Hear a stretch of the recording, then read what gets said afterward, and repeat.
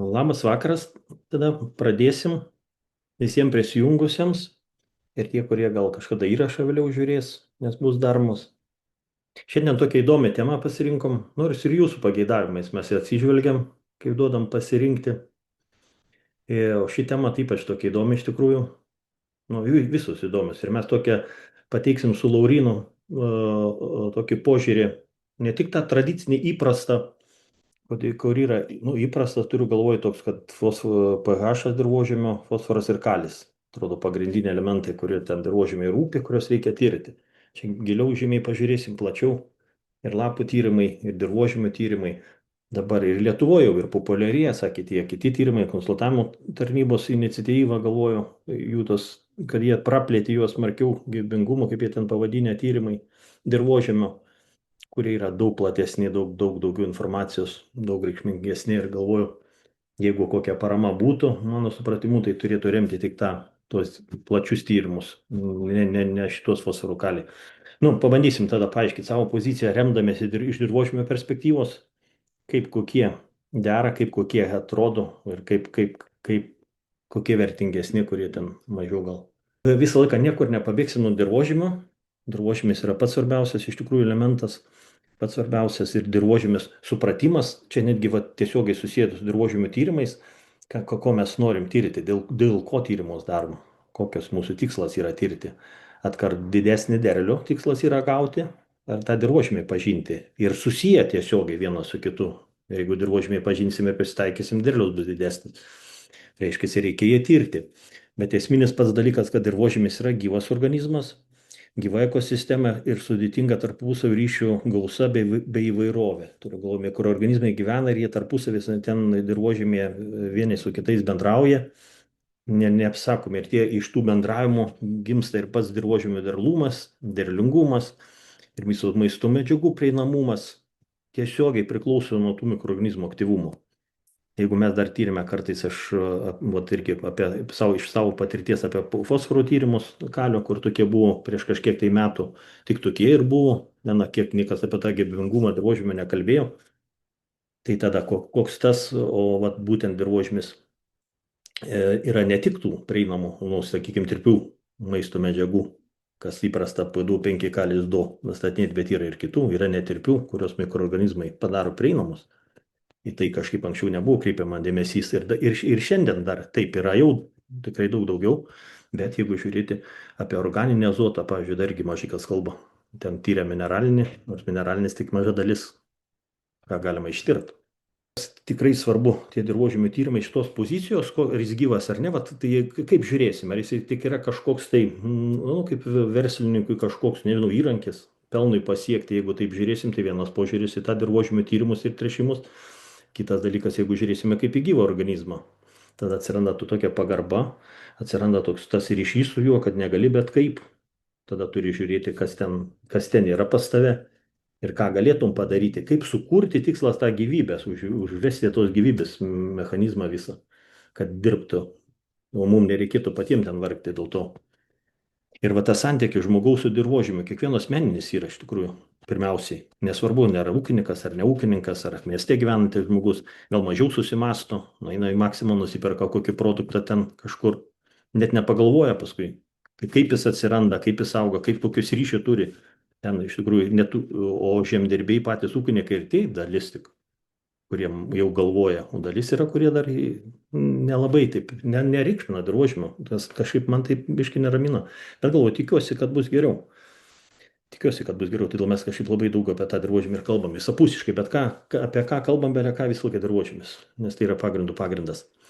Ir dabar nuo žmogaus priklauso nuo dirvožemio ir dirvožemis nuo žmogaus, ar jie būtų taip susiję, iš tikrųjų susiję yra. Kad toks pasakymas, jeigu mes kažkada dingsim kaip žmonija, dirvožemis tęs gyventi, visa gamta tęs būti be mūsų, bet pavyzdžiui, mes be dirvožemio, tai iškart negalėsim būti, neturėsim egzistencijos, jokios ateities nėra. Jeigu mes dirvožemius nualinsim, negalėsime užauginti maisto, viskas, neturėsim nei gyvulių nieko, tai viskas priklauso nuo augalų. Mes patys nuo augalų, gyvūnai priklauso nuo augalų, viskas priklauso nuo augalų. Nebus dirvožemio, nebus ir augalų. Ir kažkada čia toks įdomus, labai toks reikšmingas, aš visur jį rodau, Rooseveltas kažkada prezidentas 32 Amerikos valstijų pasakė, 37 metais, kad tauta, kuri naikina savo dirvožemį, naikina pati save. Ir kodėl jis tai pasakė, nes tais metais ten Amerikoje didelės problemas turėjo su degradacija dirvožemio. Ten ir audrus buvo, ir pūgos, tų pustimas, erozija, ir vėjo labai didžiulė buvo. Ir jau tada suprato žmonės, ir tikrai tokia pagarba tokiem, kurie tada suprato, bet taip, kad būtų labai plačiai į tai atsižvelgta, tai, nu, ir padarytos išvados, tai to nebuvo. Kai jeigu pažiūrėti, nedegraduotų mūsų dirvožemiai, nesakytų, kad jie degraduoja Europos lygių, pasaulio lygių degraduoja, Lietuvos, kai dar mažai kalba, sako, bet jeigu, kaip sakau, jeigu atvažiuoja dabar per laukus, sėja prasidėjusi žemės dirbimai, vieni kalnai dulkių, tai čia normalu, pagalvojus, tai normalu, neturi tai būti. Tai yra degradacija. Degradacijos požymiai. Kiek ten gilus ir kiek dideli klausimas, kiekvienam laukia skirtingai, bet tai yra degradacijos požymiai. Šiaip pripažinti patiems reikia, kad kažką pradėti keisti. Apie dirvožemio tyrimus. Yra tyrimų, daug informacijos yra iš tikrųjų internete, ir tai, kaip ir minėjau, ir konsultavimo tarnyba daug padirbėjusi šio klausimu, ir jie visokių tų tyrimų daro, ir daug aprašymų, video medžiagų visokių yra, tikrai, jeigu kas netingit nori, tai tikrai galite susirasti. Taip mes taip kažkaip prabėgsiu šitokius, aš daugiau biški tokio iš to savo patirties, ką mes darėm, paskui Laurinas giliau biškiais, iš kitų biški pozicijų, tokio, bet tikrai bus įdomu, manau. Tai tyrimai yra skirstomi jie pagal tyrimo rodiklius, ką nustatinėjom cheminius, fizinius, biologinius, paėmimo metodiką, bei tikslus, pagrindiniai išplėstiniai. Čia tokius dvi nuotraukos įdėtos, kažkaip parašiau būdavo su tokio rankinio imtuvu, kaip jis vadinasi, dirvožemio toks šampalas, kaip čia sakyti, toks. Į 20 cm gylio pasukė, ištraukė, kibriuką prisirenkė, nuvežė ištirti. Dabar jau modernius technologijos motociklus keturračius naudoja greičiau, net ant automobilių yra užsidėję. Ten firmos turbūt ne viena, kad greičiau būtų, kad būtų patogiau, daugiau paimti. Gylį didesnį galima jau paimti sausesnių dirvožemių. Ten su rankiniu imtuvu būdavo, prisimenu, ir pačiam teko kažkada imti. Tai jeigu žemė kietoka, tai negalima iš vis įsmeigti tą dirvožemį jo, kokį ten paimimą iš to 20 cm, kad vos 10 ten vos gali įdurti. Tai tokie problematiški. Ir kokius rodiklius nustatinėja, tokie populiariausi, kas buvo tikrai cheminiai rodikliai, kurie buvo iki šiol visada ir dabar. Tai cheminiai tai yra judrių bei suminių elementų kiekis, suminių jie priskiriami prie cheminių, bet kaip minėjau, anksčiau buvo tik judrių, PDO5, kalis 2 ir pH, rūgštingumas dirvožemių. Kaip šarmingumas, rūgštingumas, sakykim, pH. O fizikiniai, granulimetrinis struktūra dirvožemių dankis, tai tokie, kad čia tyrimus tokius specialius daryti ant to nėra, nebent kažkas padaro, atvažiuoja, kažkas paskonsultuoja, pasako, koks dirvožemis, pasižiūri mokslininkai, kad taip užsakinėjai tyrimus daugiau, kokios laboratorijos, ir cheminių tyrimų laboratorijų, kur buvo iki šiol visą laiką būdavo tie cheminiai dominuodavo. Ir mano supratimu, kaip mes čia visokių biologiniai dar tada, organinė anglis, organinė medžiaga humusas, anglies, kas svarbu labai azotų santykis, mikroorganizmų aktyvumas, ir ten daugiau dar rodiklių yra. Laurinas paskui apie tai daugiau papasakos. Bet čia tie tokie, kur jeigu norim visumą dirvožemį ir tą kaip gyvą ekosistemą, tai privalu tirti, mano įsitikinimu privalu tirti visus šitos. Ypač netgi daug didesnį dėmesį kreipiant į biologinius, nei cheminius. Cheminius, jeigu suminius žiūrėti, bet tuos prieinamus jie labai kinta. Ten tie prieinami gali visai nerodyti, kad jų ten nėra, tų tirpių formų, bet gali būti tų neprieinamų fosforų daug. Ten irgi paskui parodysiu. O čia tokia trumpa istorija. Čia gal tas žodis istorija nelabai ir tinka, bet buvo tik to, tokios ilgą laiką, kad buvo naudojami tie dirvožemių tyrimai, juose nustatant fosforų formas, PDO5 judrios, taip vadinamas, ir rūgštingumas, pH. Skaitykim, dirvožemio, nes tai gali būti šarminė, gali būti rūgštinė. Ir pagal jų esamus kiekius buvo planuojami auginti kultūras, kokios bus, pagal planuojamus derlingumus kultūrų buvo rekomenduojamos trąšų normos. Ir mano giliu įsitikinimu dabar, kam tas buvo čia padaryta, kam naudinga, tai iš tikrųjų, tai ūkininkai mokėjo, gal ten tas trąšas kažkaip, tiksliau naudodavo, ten kur reikia naudodavo, tas savame suprantama, bet jeigu, kaip sakau, jeigu dirvožemis, tai vis tiek daugiau buvo nukreipta į tų mineralinių trąšų naudojimą, kurios dabar labai ūkininkai labai nuo jų priklausyti nuo jų, reiškia labai didelį riziką ūkininkavimo. Kainos gali pakilti vieną dieną, kaip ir dabar įvyko kažkas, kainos pakilo, žmonės sako, jau čia blogai, jau čia nebegalim naudoti, tai atrodo reikia kažkokios pagalbos, bet gal tada pagalvokim, gal iš vis jų nenaudoti arba mažai naudoti, kažkaip mažiau naudoti, keisti kažką kitą, kad būt mažiau priklausomam nuo tų svyravimo rinkos visų kainų. Tai yra realu, mes kiek kartų jau šnekėjome webinaruose, tai yra realu, tikrai realu. Naudoti mažiau, naudoti tikslingai, žinoma, mažesnėm normom, palaipsniui pereinant netgi visai atsisakant tų mineralinių trąšų. įsitikinęs, kad tikrai galima. Priklausomai nuo dirvožymio, aišku, čia vėlgi reikia suprasti, dirvožymį nelygus, bet jeigu tikslą turėsime pagerinti, nesvarbu kokį dirvožymį, ne tik su trašom, bet su eilė visų priemonių, tai ateityje gali būti mažiau priklausomi mes nuo tų mineralinių trašų. Paskui buvo, va, kaip ir minėjau, mes ūkija, mano istorijoje, kiek buvom, tikrai va, pirmi tyrimai buvo tik tie, kur minėjau viršui, paskui jau atsirado ten su kitom kompanijom, su vokiečiu, viena tokia Vokietija siūsdavo pavyzdžius, jau kalcį magnį nustatinėdavo dar ir jie ten skanuodavo dirvožymus pagal mineralinę sudėtį. Ten priesmėliai, moliai ten žiūrėjo pagal tą, ten paskui iš kur dirvožymių pavyzdžius imti tiksliau. Nuskanuodavo ir paskui tos imdavo tyrimus. Jau kalcis magnis nustatinėjo.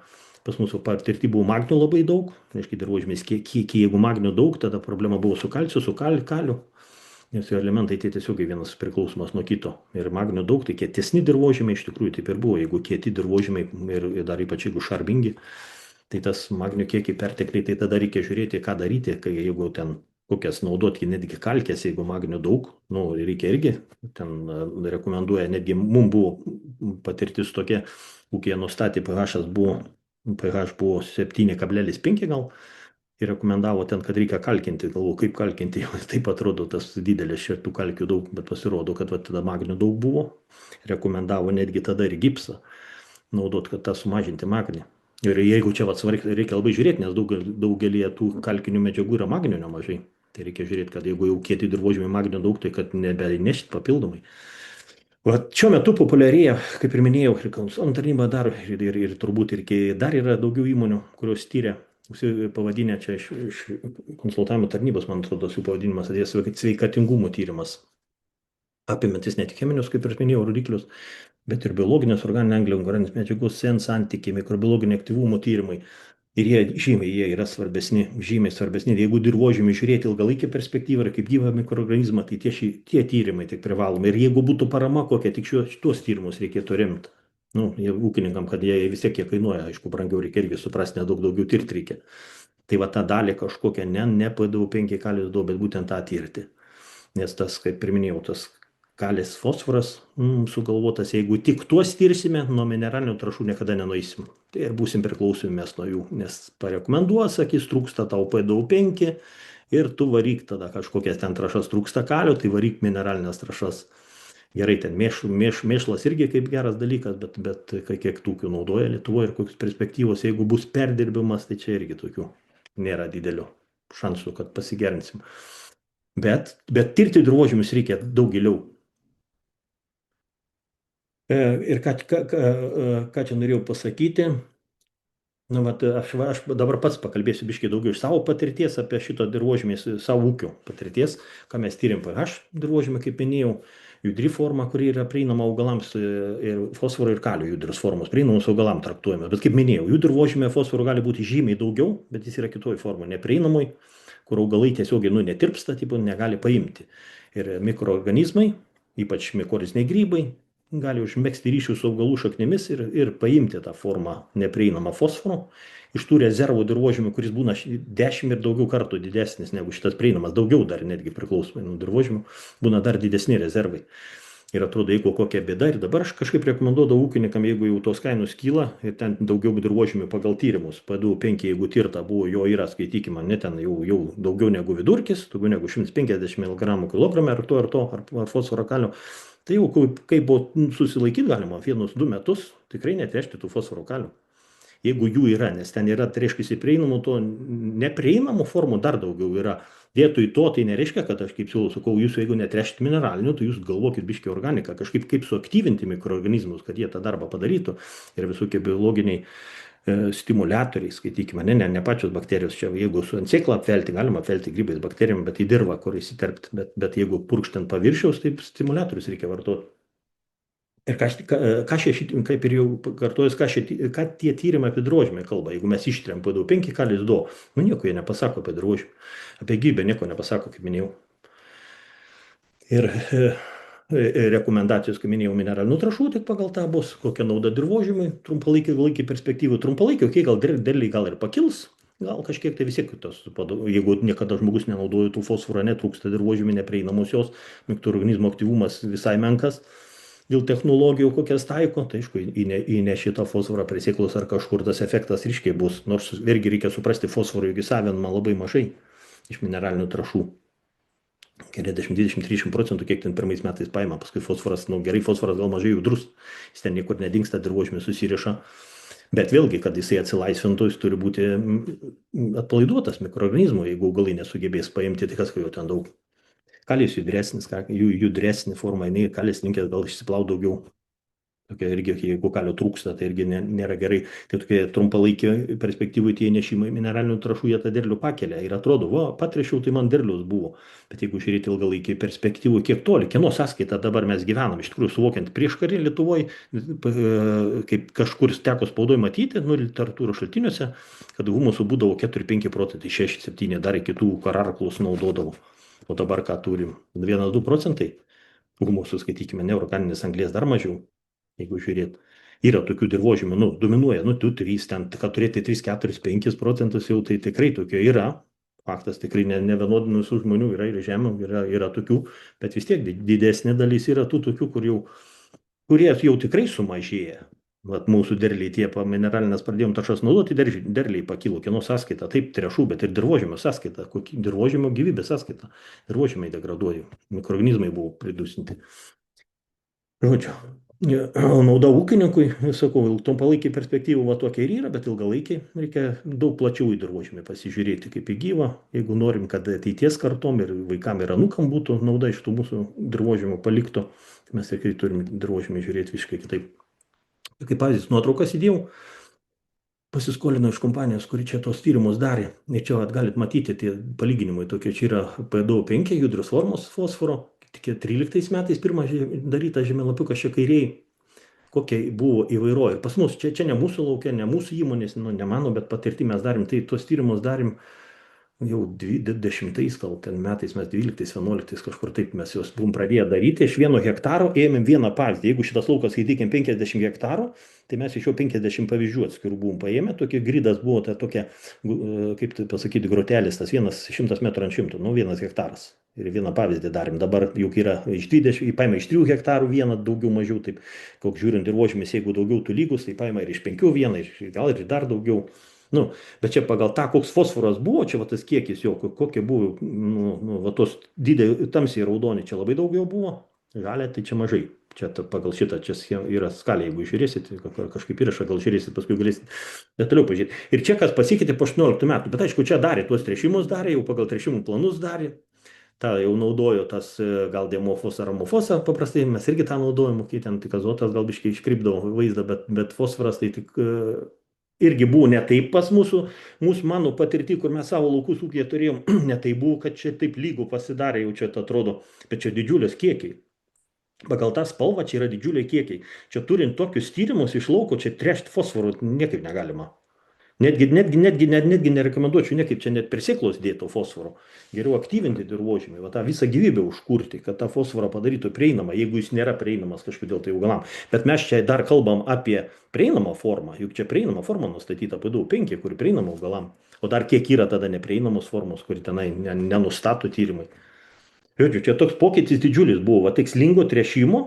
O tai jeigu tyrimai, dėl ko tie svarbu, jeigu žiūrėti, bet kaip sakau, ką anksčiau darėm, tai buvo gerai, bet šiandien jau tas kitoks požiūris į dirvožemį, jau va tokių tyrimų neužtenka, šitų tyrimų neužtenka, netgi va tai pradėti, jeigu 13 metais buvo toks margas, nu ką daryti tada pagalvojus, gerai, o ką rekomendavo dabar, jeigu gamtosauginę pusę pasižiūrėti, ne, čia kur daug nieko nerekomendavo, o kur žalia, kur daug, čia buvo norma, nu jeigu veiklė medžiaga fosforo, tai galėjo būti ir 100, koks gal P2O5 kg hektarui ten, nu, padalina taip, kaip ūkininkas paims per 2 metus ar per kiek tą normą dalins, kiti per kartą duodavo įvairių tų variantų.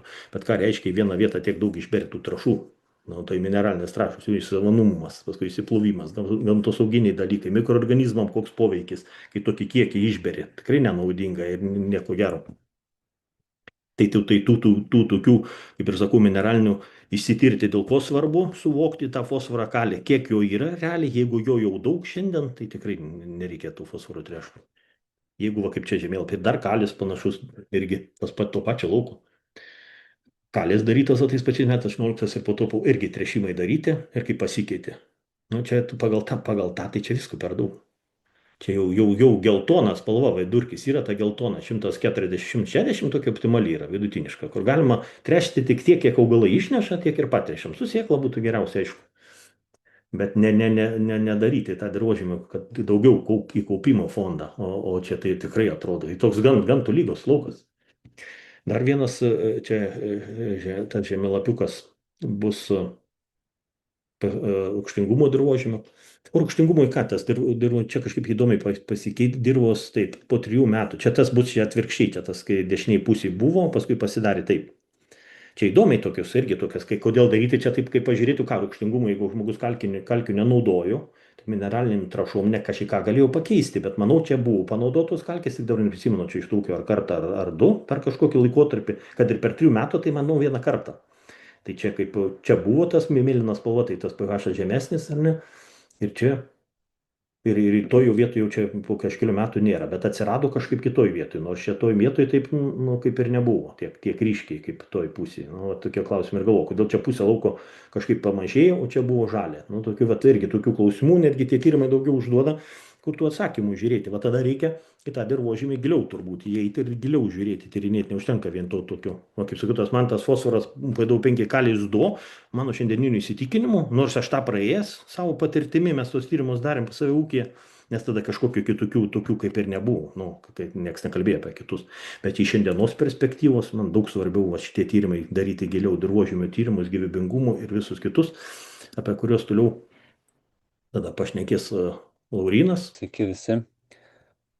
Tai gerai, tai daug iš tikrųjų yra tų visokių tyrimų dabar rinkoje ir kartais net sunku yra išsirinkti, ką čia, ką pirkti, ką naudot, bet aš dabar aptarsiu gal iš savo patirties, ką esu išbandęs ir kam iš vis reikia tų tyrimų. Realiai tai yra net toks posakis, kad ką galima pamatuoti, tai tą galima suvaldyti. Ir kuo daugiau tikslingų tokių tyrimų pasidarysim, kuo daugiau žinosim, turėsim informacijos apie dirvožemį, tuo tikslingiau galėsim jį suvaldyti, tos augalus patręšti ir gal sutaupyti ir turėti geresnę naudą. Tai dabar pradėsiu gal nuo mikroskopinės analizės, tada apie metagenominę analizę papasakosiu, kas yra tokia naujovė, bet greitai tobulėjant iš tikrųjų.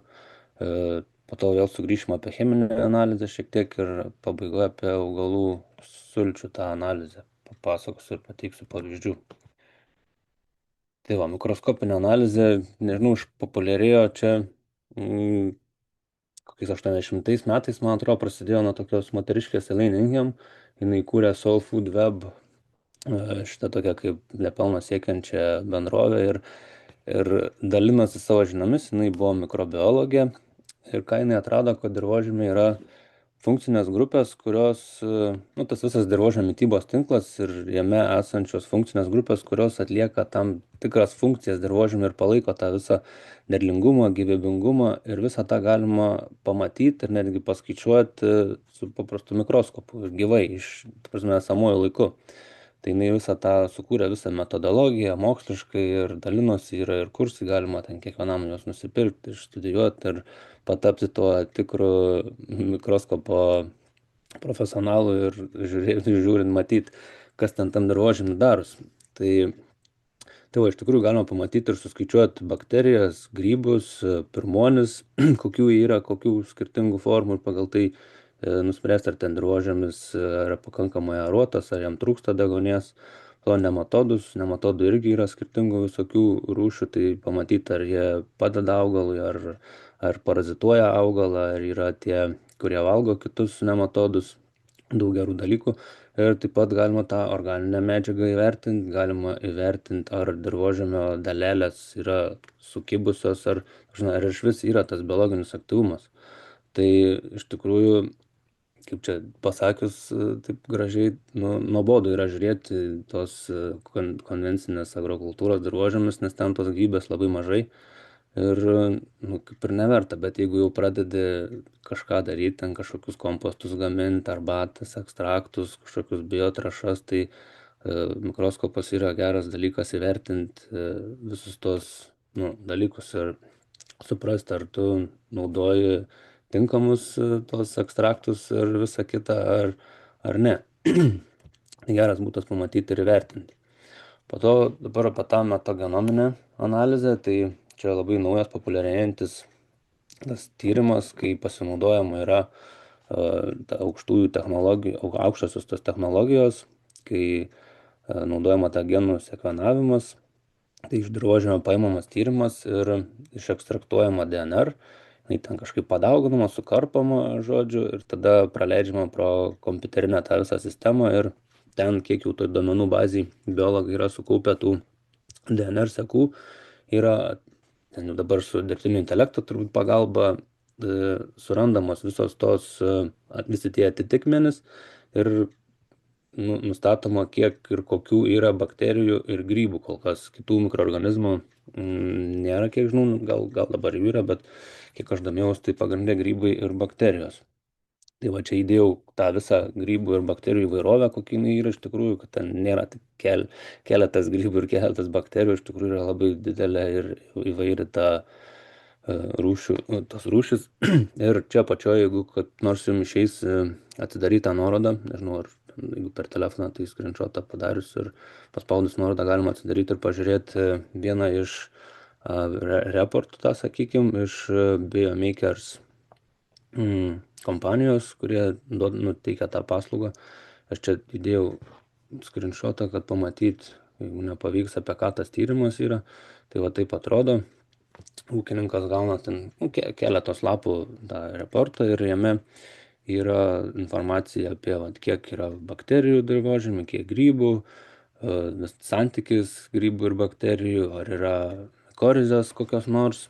Ir po to yra ten įdomiai yra privesta, tarkim, kokios yra rūšis tų bakterijų prie to, koks yra sveikas dirvožemis, kokia yra jo kokybė, kiek jis yra sveikas, kiek jis yra gabus tiekti augalui maisto medžiagas, ar ten vyruoja patogenai, ar geri tie mikroorganizmai, po to tavo kokia įvairovė yra iš viso, ar tai funkcionuojanti ta ekosistema, tas mikrobiomas, ar jinai yra atspari, ta prasme, atspari tiem biotiniam veiksniam ar abiotiniam, tarkim, jeigu ten kokia sausra, ar tas mikroorganizmų paketas esantis dirvožemyje padės augalui prieš tą sausrą ar ne, tokių įdomių visokių dalykų.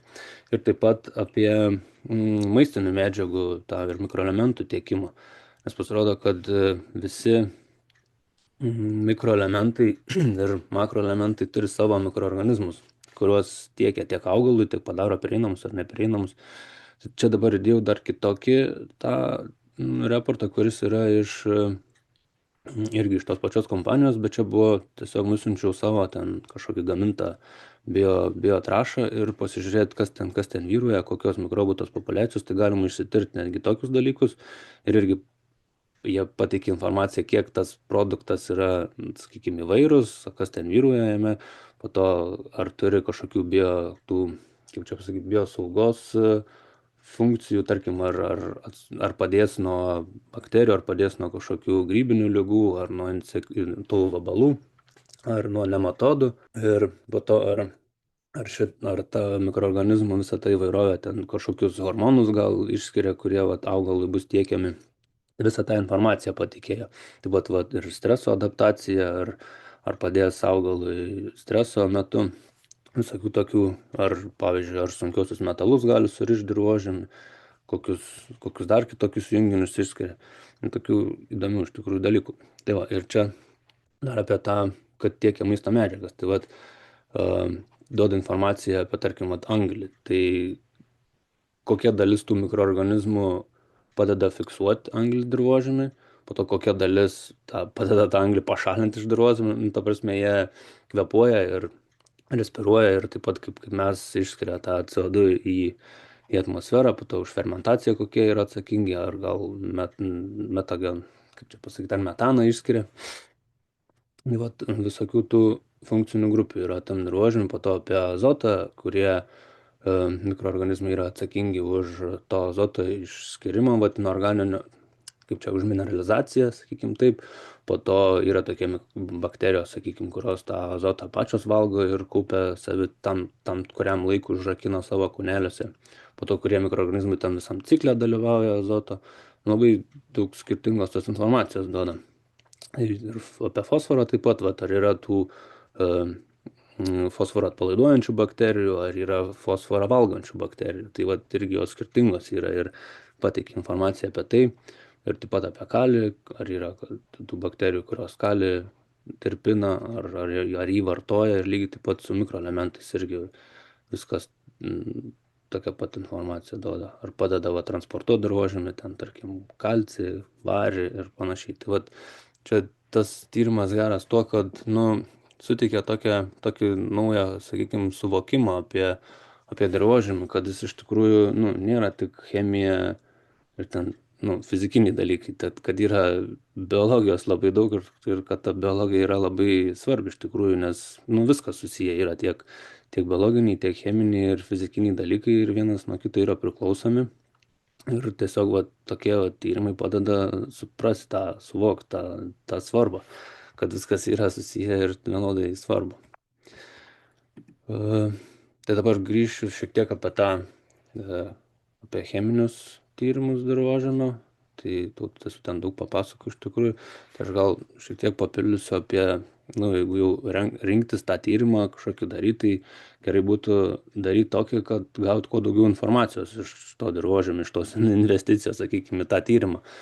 Tai verta iš tikrųjų išsitirti tokį dalyką kaip kationų mainų geba, kuri parodo, čia labai gerai parašyta yra, parodo jūsų dirvožemio degalų bako dydį, arba kiek tas dirvožemis gali prie savęs prisikabinti teigiamą krūvį turinčių dalelių, tai tų visų bazių, kalcio, magnio, kalio. Ir galite realiai pamatyti, kiek tas jūsų dirvožemis gabus yra tą padaryti. Tai lengvi dirvožemiai turės mažą gebą, sunkesni, daugiau molio turintis aukštesnė ir, tarkim, ir organikos. Jeigu daug dirvožemių yra, tai irgi ta geba bus didesnė. Ir jau kalbėjom šiek tiek apie tą Albrechtą praeituose webinaruose, tai gal tik pasikartosiu, kad jisai, ir ne tik jis, dabar jau yra jo pasiekėjai, kad išrado tą santykį tarp tų bazių, kuri yra, tokia kaip čia parašyta, biški šiek tiek skiriasi lengvuose ir sunkesniuose dirvožemiuose, bet jinai yra tokia ir jinai tokia būdama, tarkim, suteikia dirvožemiui tas fizikinės savybės, kurios leidžia augalui gerai augti. Ne tik augalui, bet ir taip pat tiem mikroorganizmam, kurie ten yra dirvožemiui, kad jie kvėpuotų, gautų deguonies ir visa kita. Tai čia dar šiek tiek apie tą kalcio magnio santykį, kuris irgi lemia tai, kad dirvožemis bus ar kietesnis, ar lipnesnis, ar kaip tik pralaidesnis orui. Ir tarkim, lengvesniuose dirvožemiuose to magnio reiktų daugiau, nes ta dirva ir taip jau tokia, sakykime, lengva pralaidi, tai magnis duotų to kietumo šiek tiek ir leistų sulaikyti tą orą ir visą kitą sunkumą. O sunkiuose dirvožemiuose jau tas magnio reiktų mažiau, kad kaip tik atidarytų ir čia tą flokuliaciją įvykdytų kalcis, tai yra. Ir įleistų oro ir vandenį padėtų sugerti ir visą kitą.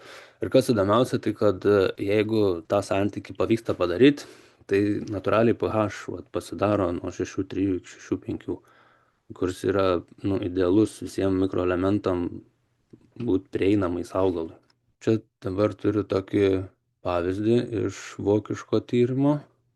Jisai gal, sakiau, reikia stengtis gauti kuo daugiau informacijos iš to dirvožemio tyrimo. Tai čia po kairę, jeigu žiūrėtum, pirmam langelį yra pH du duoti. Vienas tas paprastas vandens, kitas buferinis, sakykime, tas, kur leidžia pamatyti, kiek daug ten, tarkim, yra tų pH keliančių karbonatų ar kažko, kas neleidžia tam pH kristi. Čia reiktų pasidomėti daugiau, gal šiek tiek taip pat apie organinę medžiagą, kiek organinės medžiagos, apie anglies ir azoto santykį. Šiuo atveju čia 13,6, tai reiškia, kad dar tas dirvožemis norėtų šiek tiek azoto gauti, kad pabalansuoti tą santykį iki 10-11, kuris būtų šiek tiek idealesnis, tai reiškia, dar yra linkęs priimti šiek tiek azoto. O jeigu žiūrint staigiai į tą kitą, čia kur jau 9, tai jau toks dirvožemis, jeigu gaus perteklinį kiekį, tarkim, azoto, jau jisai anglį ims iš rezervų ir paleidinės jau CO2 pavidalu į atmosferą. Tai tokiam santykiui reiktų atsargiau elgtis su azotu, nepadauginti. Ir taip pat yra end-delivery, tai reiškia, kiek dirvožemis yra iš vis turi, tarkim, azotą savy. Tai čia tampa kairė 70 kg hektare, tam po 10-90 kg hektare. Tai nereiškia, kad čia yra iškart ir prieinamas tas azotas, tiesiog yra tam organikoje ar ten prie molio prisikabinęs ir tiek galbūt būtų atiduoti, jeigu tai susimineralizuotų visas, bet taip dažniausiai nebūna. Reikia šiek tiek ir pamaitinti kažkaip. Taip pat apie konduktyvumą informacijos yra, tai va čia 0,4 šiek tiek mažas, galėtų būti didesnis, reiškia, tas jonų judėjimas mažesnis yra ir galėtų jį padidinti šiek tiek. Toliau po dešinę visas tas bazių prisotinimas ir pati kationų mainų geba. Čia tie milimoliai 100 gramų dirvožemio yra 12,9. Kitose tyrimuose ten yra kitoks tas matmuo, ten mili ekvivalentais kilograme. Realiai tas pats, tik kad tą mili ekvivalents kilograme reiktų padalinti iš 10, kad gaut šitą. Ir kartais sutrinki, pamatęs ten 129. Labai daug, bet iš tikrųjų yra tik 12,9. Tai reiškia, toks neigiamas krūvis, prie kurio čia matom visą tą pusiausvyrą, kiek yra kalcio prie to prikibę, magnio, kalio, šito natrio ir vandenilio, kadangi pH gan didelis, tai čia to vandenilio kaip ir nėra. Ir iš to dabar, čia matot, net yra rekomendacijos duotos, ką reiktų įdėti tą dirvožemį. Kai kalcis yra didelis tam prisotinime, tai jį taip sunkiau yra išimti, nes jisai yra kalcis 2+, magnis yra +, kalis +, tai kaip čia pasakyti, kalcis labiau prisijungęs prie tų molio dalelių ir jį sunku atkabinti. Tai tokiu atveju, kai trūksta magnio ar kalio, tai vienintelis būdas yra įdėti to magnio ir kalio į dirvožemį, kad jisai irgi prisijungtų prie to molio dalelių ir taip šiek tiek išstumtų kalcį, nes magnis ir kalis lengviau prisijungia prie molio dalelių. Čia tokie cheminiai dalykai, bet tiesiog, kad suprast, kad išimti sunkiau yra, čia reiktų tiesiog įdėti, jeigu yra trūkumas. Po to ten parodysiu, kai yra šiek tiek per daug magnio, ką daryti, kaip atrodo tas. Tai einam toliau tada, ką dar čia šitos serijos, kad kalcio netgi rodo, po to yra parodyta, čia turbūt ppm ar kilogramais hektarą, ar kiek čia vienetai, nežinau. Bet vis tiek bus arba miligramai kilogramai, arba ppm, tai tas pats yra. Ir, kilogramai hektarė, taip, tai 5 tonos kalcio yra ir rodo, kad visa tona yra per daug to kalcio tam dirvožemy, toj pusiausvyroj, sakykime, kokia jinai turėtų būti. Ir kad magnio trūksta, ir kalio trūksta, ir net natrio trūksta, bet čia šitam nėra, kad reiktų įdėti, bet jeigu pažiūrėtum po dešinę, tai net yra rekomendacija varstyti druską į dirvožemį. Tai atrodo keista, bet reikia, jeigu trūksta to natrio, dėl visos dėl visų tų fizikinių savybių. Toliau apie sierą, kad sieros nėra, fosforo, yra prieinamas fosforas 52 kg hektarį ir tada neprieinama, net 2 tonos beveik, tada 1,7, tai gan daug yra to neprieinama, tai reiktų galvoti, kaip ką čia padaryti, kad atpalaiduoti tą fosforą iš dirvožemio. Prie tokio pH, tai čia žinau, ūkininkai amonio sulfatą naudoja ir kurie naudoja ilgą laiką, sako, užrūgštino dirvožemį. Bet šiuo atveju gal visai ir gerai būtų jį parūgštinti, kad atsipalaiduotų tas fosforas iš to dirvožemio ir pataptų prieinamas. Kitu atveju skatinti mikrobiologinį aktyvumą, naudoti bakterijas, kurios atpalaiduoja tą fosforą ir padaro prieinamą. Čia kaip jau pasirinks. Ir kas dar tokiuose tyrimuose yra labai gerai, kad pateikia mikroelementų kiekius. Ir kokia yra tendencija, kad visuose tuose tyrimuose tie mikroelementai yra tokiuose raudonuoja, sakykime taip, kad mažai jų yra iš tikrųjų, nes jie yra suvalgyti, sakyčiau taip, po to ten gal net parodysiu ir gal suprasit, kodėl jie yra suvalgomi, gal mes per daug ten, tarkim, azotą naudojam, čia vienas iš tų dalykų. Tai jie yra labai svarbus, ne tik augalui, bet ir tai visai biologijai, kur yra dirvožemė. Jie irgi lygiai taip pat kaip augalas turi tos savo biocheminius tokius procesus, kur naudoja mikroelementus, tai taip pat ir visa gyvybė irgi dirvožemė naudoja tos pačius mikroelementus, irgi atlieka tas pačias funkcijas ir jeigu jie, tarkim, neturi, kaip čia dabar kobalto, molibdeno, kurie yra labai svarbus azoto fiksacijai, tom visom ankštinių bakterijom, rizobinių bakterijom ir visom kitom laisvom azoto fiksuojančiom bakterijom. Jeigu nėra molibdeno, jos tiesiog negali atlikti savo to azoto fiksacijos, tie fermentai neveikia, tai tiesiog tie procesai nevyksta, jeigu nėra tų elementų. Tai vad, molibdeno, ko dar čia labai mažai, vario labai mažai yra, tiek tam dirvožemy. Patys matot boro, tai jų visą laiką reiktų arba sugalvoti, kaip įterpti dirvožemį, kokiu būdu ten kažkokių yra tų mineralų, arba turėti omeny, turint tokį dirvožemio tyrimą, jį vis sugrįžtant pasižiūrėti ir per lapus vis pastoviai duoti augalą. Yra dar toks kitoks tyrimas, kuriame yra dar ir va čia po dešinę raudonai kvadrate tokiam Total and Soil Reserves. Tai čia reiškia, yra su stipresnė rūgštim paveiktas tas dirvožemis ir yra iš tos mineralinės jau motininės dirvožemio uolienos, sakykime, išskirti tie mineralai. Ir va čia matom, kad tiek magnio yra net daugiau už kalcį ir kalio gan daug iš tikrųjų. Ir va toks dirvožemis, čia va jau žemiau yra irgi apie tos santykius. Aš čia po dešinę, po kairę tai parašiau gairias tam tikras, čia po to gal jeigu sugrįšit, žiūrėsit tą įrašą, tai galėsit pasižiūrėti, kaip čia, aš dar gal po to sugrįšiu, bet dabar va čia šitie santykiai, kur mėlynam kvadratėlį, tai yra iš to total, iš rezervo paimti santykiai. Nes netitinka, va čia rašo, kad reiktų, kad 3,44 būtų kalcio su magniu santykis, o aš esu čia parašęs, kad turi būti 7 su 1 tas santykis. Tai čia priklauso tiesiog koks tyrimas ir kaip skaičiuoja tą santykį, ar ten net iš prisotinimo skaičiuoja, ar iš kiek rado tų elementų. Tai va čia būtent skaičiuojama šitam tyrimė iš rezervinių mineralų. Ir ką tas rodo, kad čia magnio labai daug ir tai tas dirvožemis, čia pilkai net parašiau, kad dirvožemis kimbantis, kai šlapias, betono kietumo, kai žūna, nes rezervio dominuoja magnis. Tai kas čia padėtų tą magnį praplauti, tai būtų gipsas. Tai jisai, kadangi gipsas yra kalcio sulfatas, tai mes įneštume kalcio, o sulfatas padėtų tą magnį prisikabinti ir išplauti į gilesnius dirvožemio sluoksnius. Tai tokiu atveju tą pusiausvyrą įnešti ir atidaryti šiek tiek tą dirvožemį.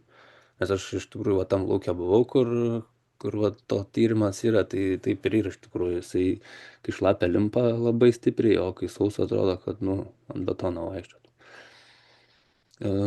Ką dar iš čia papasakoti? Čia dar tokiam tyrimui, jis dar turi labai daug visokių čia tų rodmenų, aš iš tikrųjų iki galo visko nesu net išsiaiškinęs, bet yra toks molio dalelių ir organinės anglies santykis. Tai čia yra 14:1 viršuj, tokia violetinė ryškia spalva pažymėta, tai šitas santykis galėtų būti ir mažesnis. Tai reiškia, kiek molio dalelės gali dar prisikabinti organinės anglies prie savęs. Tai idealus santykis yra 10:1, o čia yra 14:1. Tai tokiam dirvožemiui trūksta iš tikrųjų anglies.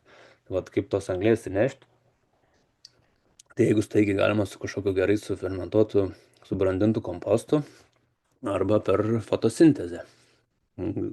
Padaryti taip, kad augalai labai gerai vykdytų fotosintezę ir per šaknis išskirtų daug tos anglies ir tokiu būdu įnešti į dirvožemį tos anglies.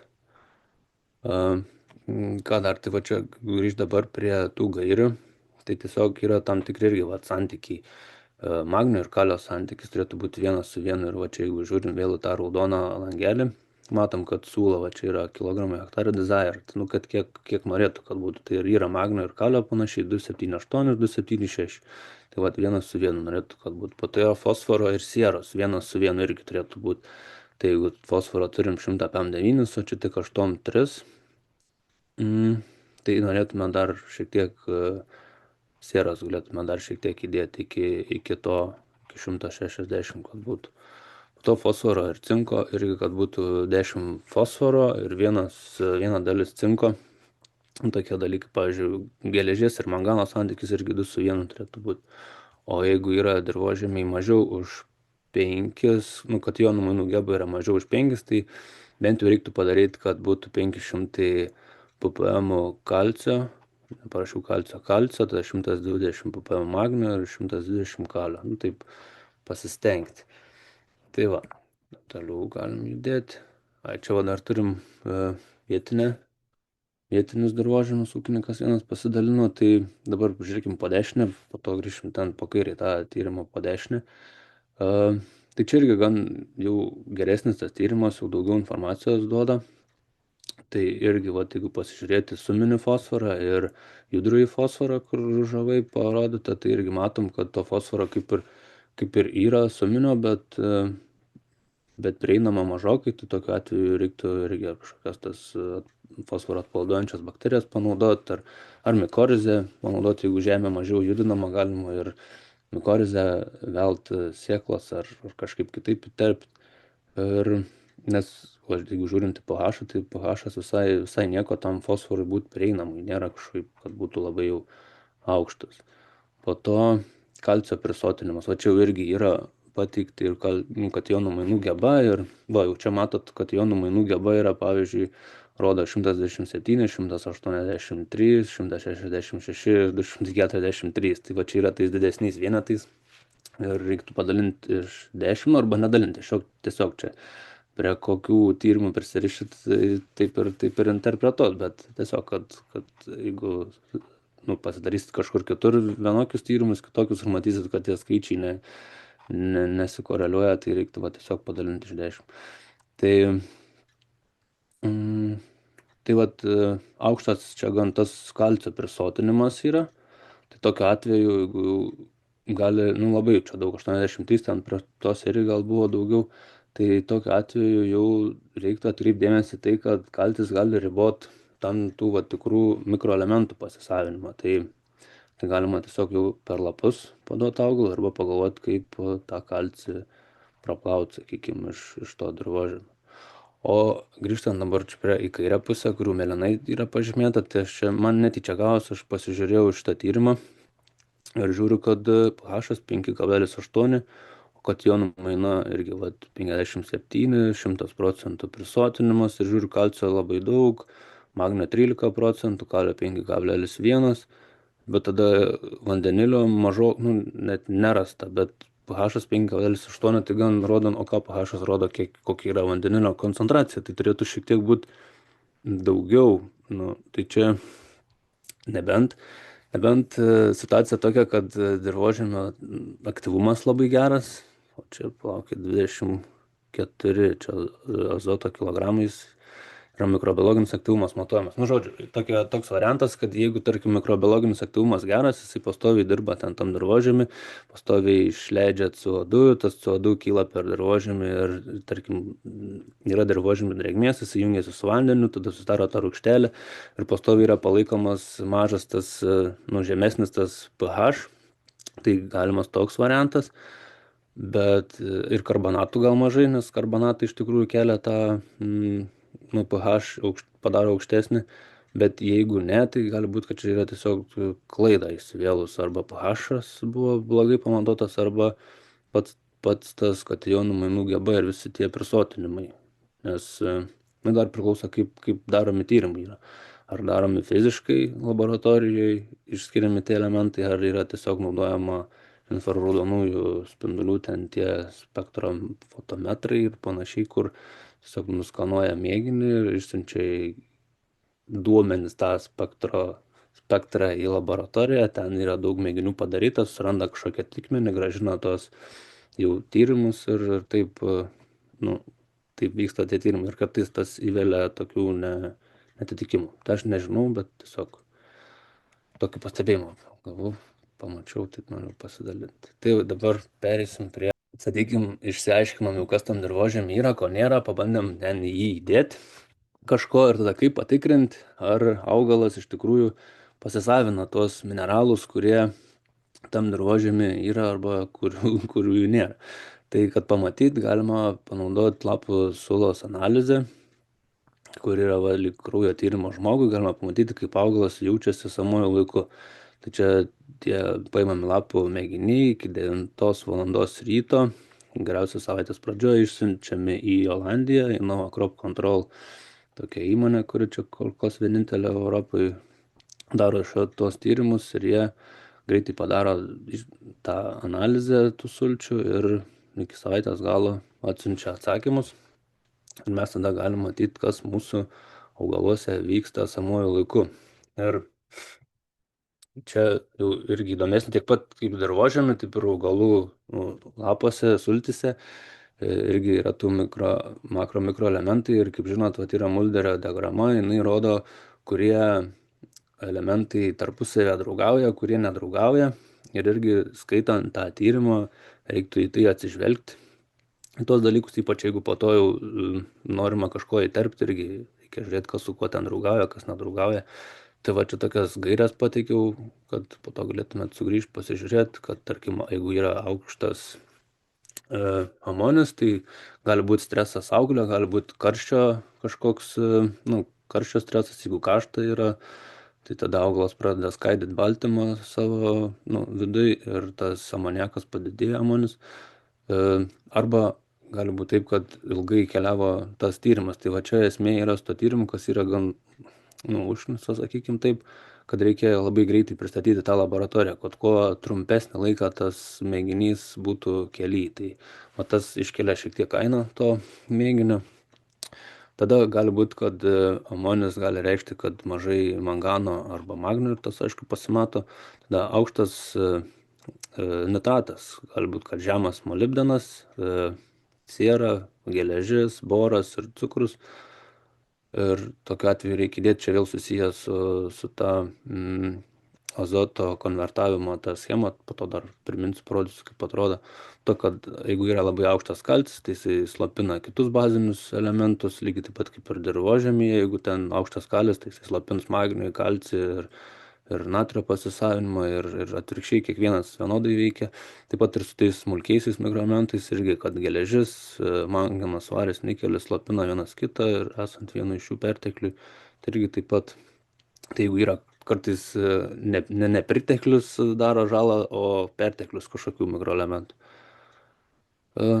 Taikim prie tų tikrų analizių, tai va čia šiemet darytos yra analizės specialiai, taip pasistengiau padaryti, kad parodyt, kaip atrodo, čia yra kviečiai, jie gavo 150 kg nitrato, 150 kg sulfato.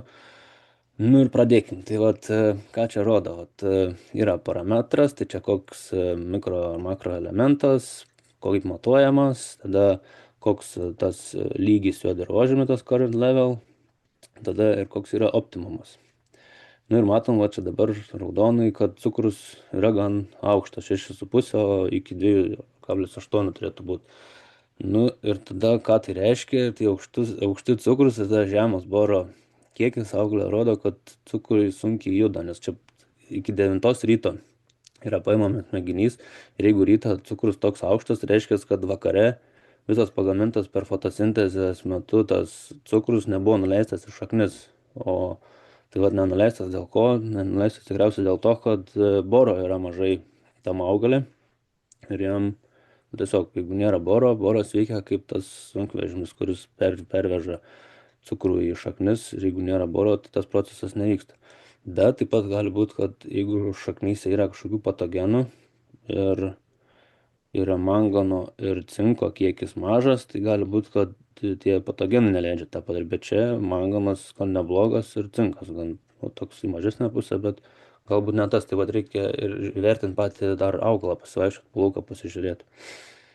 Gerai, toliau kalcis ir silicis. Žinot, mes dažnai ūkininkams sakom, kad kalcis, silicis ir boras realiai yra tie pirminiai elementai, kuriais reiktų pasirūpinti, nes jie yra atsakingi už stiprias augalų ląstelių sieneles.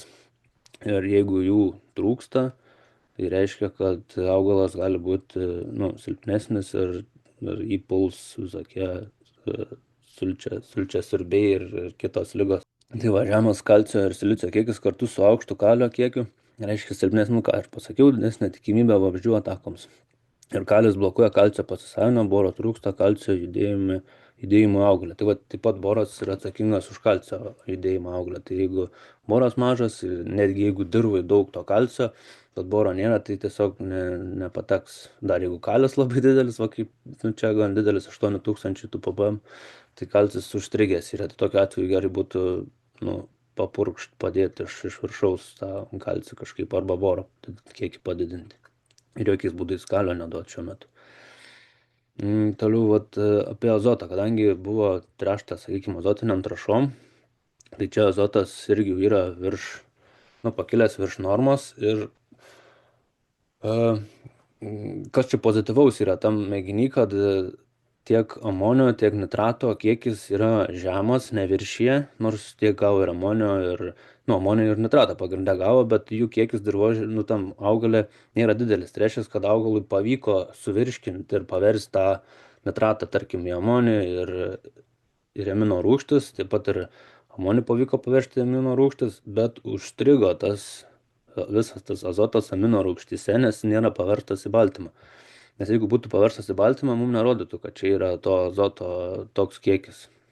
Nes baltymas yra struktūrinis elementas ir jo sultyse nebeturėtų būti. Tai ką tai reiškia, kad dabar, jeigu ūkininkas nieko nedarys, tarkim, nebandys duoti tų papildomų mikroelementų, kurie padėtų tą azotą paversti į baltymą, tai tokiu atveju tą augalą, greitų metų pradės kažkas pulti ir bandyti tą azotą, tas amino rūgštis paimti. Tai čia šiuo atveju varis yra labai žemas ir varis yra atsakingas tam galutiniam procese amino rūgščių pavertimo į tą pilnavertį baltymą. Tai čia ta prasme, jeigu taip kažką jau daryti, jeigu tarkim ekonomiškai labai atsižvelgti į ekonominius dalykus, tai vienintelis dalykas, ką reikėtų padaryti iš viso to, ką iš tikrųjų reiktų padaryti, tai duoti vario augalam dabar, kad pavers šitą esamą azoto laisvą į nelaisvą azotą, bet amino rūgštis į baltymą. Gerai, toliau keliaujam. Tai čia apie tą biocheminio azoto formų konvertavimą baltymus. Tai tam augalui pavyko nitratinį azotą paversti į amino rūgštis, nes buvo pakankamai molibdeno, sieros, geležies ir taip pat amonį paversti amino rūgštis, nes buvo mangano, magnio, bet po to iš čia užstrigo, nes čia aišku vario nėra parašyta paskutiniam procese, ten kur daug tų PS, magnis, manganas, boras, kalis, cinkas ir varis čia dar turėtų būti, bet užstrigo ir toliau nebeina. Tai reikia atsižvelgti. Tokie tyrimai padeda suprasti, kaip yra ir ką padaryti, kokį sekantį žingsnį, kad tam augalui šiek tiek padėti ir tokiu atveju gal po to nereikės naudoti tų insekticidų, fungicidų ir visų kitų dalykų. Bet čia tiem ūkininkam, kurie turi tą siekį, kad nebenaudoti tų dalykų. Tai kitiem, jeigu nerūpi, tai neaktuali ta informacija. Gerai, tai toliau dar vienas tyrimas irgi iš žieminių kviečių, tai čia žemė šiek tiek dar prastesnė ir iškart, jeigu žiūrint į azotą, azotas dar daugiau, dar didesnis. Tai anas augalas dar, reiškia, turėjo tų mikroelementų visų didesnį kiekį, ir dirvožėmis matęs geresnis, daugiau, ta prasme, organikos daugiau, visko jis toks sunkesnis, tai tiesiog padėjo visi tie dalykai augalui labiau pavirškinti tą azotą, o čia dar labiau pastrigęs yra. Tai tas yra dar jautresnis, šitie augalai dar jautresni visokiem patogenam. Ir čia apie kitokią biškį temą apie elektrinį laidumą, čia labai žemas jisai yra. Tai ką tas elektrinis laidumas rodo, ir ta žemas reiškia, kad yra daug vandens ir mažai tų jonų, mažai maisto medžiagų tam toj suloje, tose sultyse.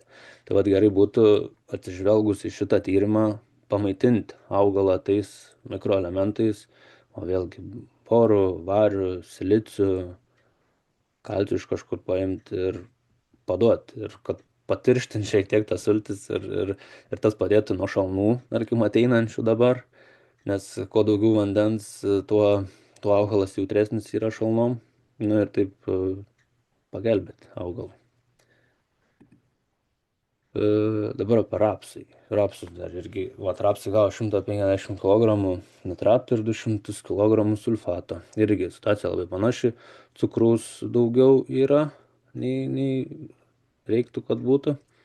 Da kalcis mažesnis, magnio irgi mažai, siera šiek tiek į mažesnę pusę, fosforas. Ir čia irgi pabraukiau, kad mangano ir cinko yra mažesni kiekiai ir didelis cukrus sąlyginai, tai vat reiktų atsižvelgti, kokia yra šaknyse situacija. Jeigu ten yra matosi ligos kažkokios šaknyse, tai gali būti, kad tai yra susiję vat su mangano ir cinko koncentracijos to nu, mažesniu kiekiu ir todėl augalą puola valgo ir cukrus nejuda žemyn į šaknis. Tai vat reiktų pamaitinti tais elementais ir suteikti augalui tos energijos, kad jis galėtų ir, ir prieš tas ligas atsilaikyti ir užtikrinti, kad visi tie biocheminiai procesai vyktų sklandžiai ir suformuotų augalas pilną baltymą ir būtų stiprus nuo patogenų. Nes jam ne tik, kad tą maisto medžiagas reikia paversti pilnavertį baltymą, bet reikia ir atsilaikyti prieš visokius patogenus tam kely visam ir stresą, šalną, sausrą ir visus kitus dalykus. Tai ką mes galim padaryti, tai pasidaryti, tarkim, tokį tyrimą, pamatyti kokią situaciją ir šiek tiek pagelbėti tam augalui. Tai čia nepaminėjau, kad sezono pradžioje yra daromas vienas ėminys imamas, vieno lapo, tarkim, visi lapai yra panašaus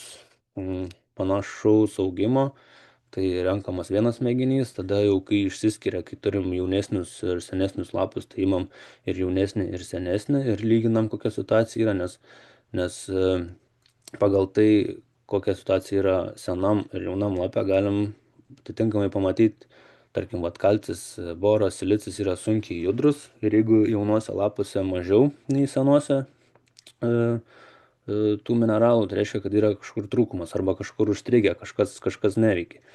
Ir taip pat su judriais mineralais, tai azotu, fosforu, kaliu, magniu. Tai jeigu jaunuose lapuose jų yra daugiau nei senuose, reiškia, augalas jau naudoja iš rezervų, iš senųjų lapų kelia į jaunus, reiškia, iš dirvožemio ar iš kažkur iš aplinkos nepaima. Tai irgi reiktų atsižvelgti ir panaudoti. Čia jeigu pasižiūrėt, kalcį pabraukiu, kurio net senam lapė tas žalesnis, ryškesnė žalesnė spalva, tamsesnė, tai yra senas lapas, o šviesiai žalia jaunas lapas. Tai net senam lapė vos minimalią normą buvo pasiekęs, o jaunoji iš vis per pusę mažesnė, tai reiškia, jisai iš tų lapų ima ir bando kompensuoti, bet iš aplinkos kažkodėl negali paimti, negali turbūt paimti dėl to, kad boras labai žemas irgi senuose lapuose norma siekia mažesnį lygį, o jaunam jau iš vis ten mažai yra ir jis tiesiog nebeturi jėgų tą padaryti. Tai turbūt čia ir baigėsi mano pasakojimas. Tai tiesiog čia aišku, kuo daugiau tų tyrimų prisidarai, tuo didesnis galvos skausmas yra, bet to pačiu daugiau gali pamatyti ir daugiau nuspręsti, ką daryti ir kaip daryti.